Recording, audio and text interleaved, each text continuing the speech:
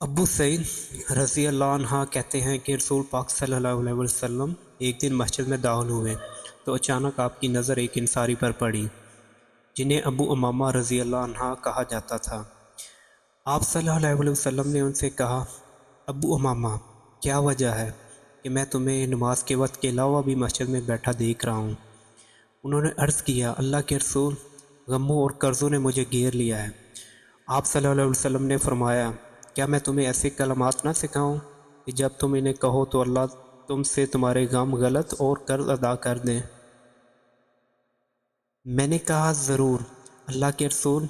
آپ صلی اللہ علیہ وسلم نے فرمایا، صبح و شام یہ کہا کرو، اے اللہ، میں غم اور حزن سے تیری پناہ مانگتا ہوں، عاجزی اور سستی سے تیری پناہ مانگتا ہوں، بزدلی اور کنجوسی سے تیری پناہ مانگتا ہوں، اور قرض کے غلبہ اور لوگوں کے تسلط سے تیری پناہ مانگتا ہوں۔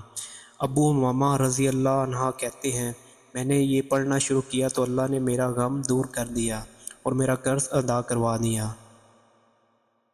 اسماء بنت امیس رضی اللہ عنہ کہتی ہیں کہ مجھ سے رسول پاک صلی اللہ علیہ وسلم نے فرمایا، کیا میں تمہیں چند ایسے کلمات نہ سکھاؤں جنہیں تم مصیبت کے وقت یا مصیبت میں کہا کرو؟